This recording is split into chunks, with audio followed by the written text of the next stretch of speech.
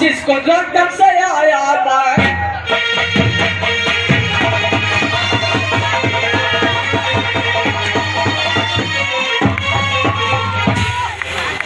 चले तक नहीं देखा यार इधर बैठ कर वहां से चले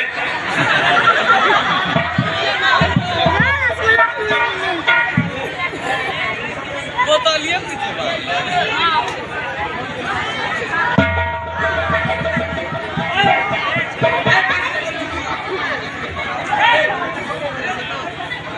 अच्छा से जयमाला हो रहा वैसे नहीं करे रसगुल्ला नहीं के लिए ये कैसा गर्जन था जो तीनों दिन लोग घेर गया है।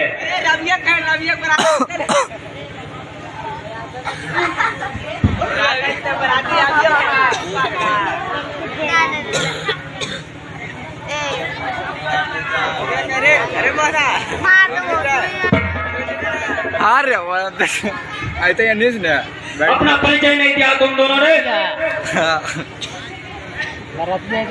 भगवान आप तो स्वयं भगवान कहलाते हैं और भगवान के पास हर एक भक्त की पहचान होती है, इसलिए यही सोचकर मैं परिचय देना आवश्यक नहीं समझा भगवान। इन मीठे स्वर बचनों से तुम हमें बहला नहीं सकते मूर्खजनक। हम महेंद्र पर्वत पर तपस्या कर रहे थे कि शिव धनुष टूटने का घोर ध्वनि का स्वर सुनाई दिया। हम यह जानने आए हैं कि हमारे आराध्य भगवान शिव का धनुष तोड़ने का दुस्साहस किसने किया। बोलता क्यों नहीं मूर्ख, बता बता किसकी मृत्यु हमें यहाँ लेकर आई है, जल्दी बता, नहीं तो जहाँ तक ये तेरा राज है वहाँ तक की पृथ्वी को हम उलट पुलट कर रख देंगे, तेरा सारा राज नष्ट कर देंगे, नष्ट कर देंगे। भगवान शिव का धनुष तोड़ने का साहस तो आपका कोई दास ही कर सकता है। बताइए भगवान उसके लिए क्या आज्ञा है, मुझसे कहिए भगवान। सेवक वो होता है जो सेवा करे, शत्रुता करे, उसे शत्रु समझकर दंड ही देना चाहिए। जिसने भी ये शिव धनुष तोड़ा है वो सहस्त्रबाहु की तरह मेरा शत्रु है। सावधान जनक, विश्वामित्र, यहाँ पर एकत्रित राजागण और इस सारी सभा को मैं सावधान करता हूँ कि जहाँ भी उसकी अपराधी छिपा है उसे बाहर निकालकर खड़ा कर दिया जाए, अन्यथा हम शिवद्रोही को मृत्यु दंड देंगे। एक धनुष टूट गया तो इसमें क्रोध करने की क्या बात है? हमने तो बच्चों ने बहुत सारे धर्म तोड़ डाले, इसमें तो किसी ने क्रोध नहीं किया।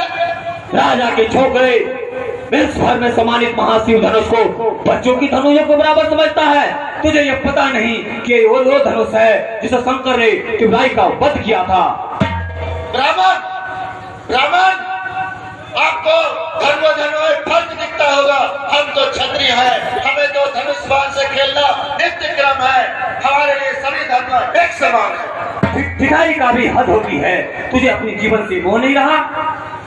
महाराज हमें तो अपने जीवन से मोह या नहीं है, लेकिन इस आपको पुरानी चर्चा धर्म से आपको बहुत मोह है। हमारे रघु भैया ने इसे हाथ लगाए और ये टूट गया, इसमें हमारे प्रिय भैया की कोई दोष नहीं है।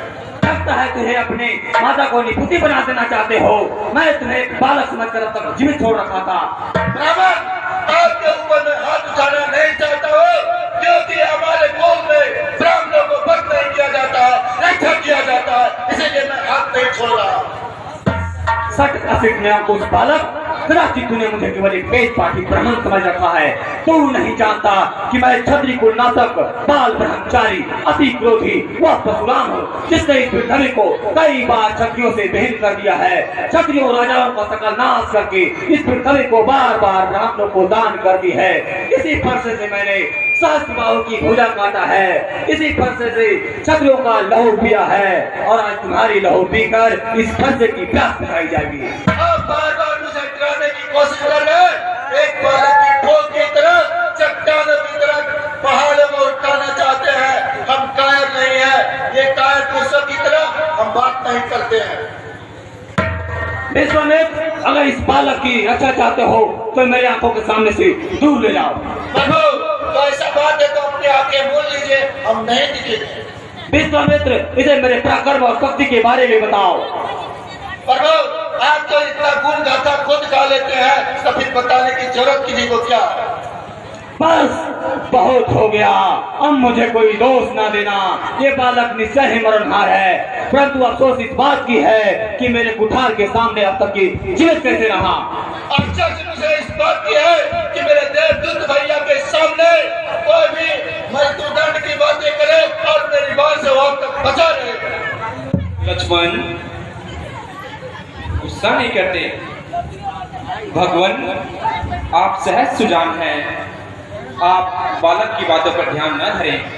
आपका अपराधी तो मैं हूँ, इसने तो आपका कोई अपराध नहीं किया प्रभु। ये शिव धनुष हमारे ही हाथों भंग हुआ है, इसलिए जो दंड देना है मुझे दीजिए। आप दास समझकर आप मुझ पर कृपा कीजिए या क्रोध कीजिए या फिर मेरा प्राण ले लीजिए प्रभु। जिस प्रकार भी आपका क्रोध शांत हो, हम हर एक को यत्न करने के लिए तैयार हो प्रभु। तुम्हें कुछ कम होत नहीं। उधर भगवान की शिव धनुष तोड़कर मुझे ज्ञान की बात सिखा रहे हो। उधर तेरा छोटा भाई तेरे ही सम्मति से भड़का कर मेरा क्रोध दिलाकर मेरा बल छीन कर रहा है, और तू इधर हाथ जोड़कर अनुनय भी नहीं कर रहा है। परंतु ये छल कपट और नहीं चल सकता। तुम समझते हो कि राम कहने से परशुराम का सामना कर सकते हो, तो उठाओ शस्त्र, मेरे साथ युद्ध करो। मैं तुम्हें निहत्था नहीं मारूंगा, फिर मृत्यु का अवसर दूंगा। अगर युद्ध नहीं करोगे तो भाई समेत अभी मार दूंगा। अगर युद्ध करने की कोई बात करे तो क्षत्रिय धर्म के अनुसार मैं अवश्य लड़ूंगा, चाहे सामने काल ही क्यों ना हो। अगर आप तो पहली बात एक ब्राह्मण हैं, दूसरा गुरु विश्वामित्र के बहन के पौत्र हैं, इसलिए मैं आपके ऊपर बाण नहीं छोड़ सकता। तो मुझे ये बताइए कि इस बाण को मैं कहाँ चलाऊंगा। और भगवान, मेरा तो एक छोटा सा नाम है राम, और आपका परशु से मैं परशुराम। तो भगवान और भक्त के बीच लड़ाई कैसे हो सकती है। आपको तो मैं भगवान पहचान लिया, पर अभी तक आपने राम को नहीं पहचाने हैं। आपसे अगर युद्ध होती है तो आपसे हारने में भी हमारी जीत होगी प्रभु। विप्र वंश की अस्प्रभुताई, विप्र वंश की अस्प्रभुताई अभय होई जो तुम्हें कोई डराई। राम, ये धनुष है, ये धनुष विष्णु ने हमारे पितामह के धरोहर के रूप में रखा था। यदि इस विष्णु के धनुष पर तुम बाण का संहार कर दो तो मेरा संदेह मिट जाएगा और मैं तुम्हें पहचान लूंगा।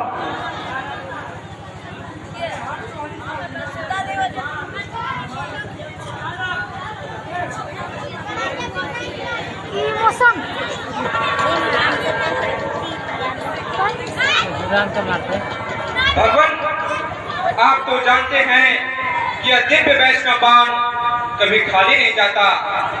तो आप भी बताइए, एक तो आप ब्राह्मण, दूसरा गुरु वशिष्ठ के बहन के पौत्र, तो ये बाण मैं आप पर नहीं चला सकता। और अगर आपकी अनुमति हो तो आप भी बताइए कि इस बाण से आपकी मन से आवागमन की शक्ति का नाश करूं, या फिर आपने जो तप से एक पुण्य लोक अर्जित किया है उसका नाश करूं। हे रघुनंदन, मेरी आवागमन की शक्ति का नाश ना कीजिए, क्योंकि जब मैं गुरु कश्यप जी को इस पृथ्वी को दान कर दी थी तो उन्होंने मुझे कहा था कि तुम मेरे राज में नहीं रह सकते। तब से कभी मैं रात्रि में पृथ्वी पर विश्राम नहीं करता। इसलिए आप इस अमोघ बाण को आप पूर्व दिशा में छोड़ दीजिए प्रभु।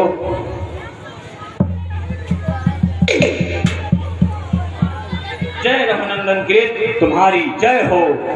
तो बोल दे राजा रामचंद्र की। देखिए, यहाँ विश्वामित्र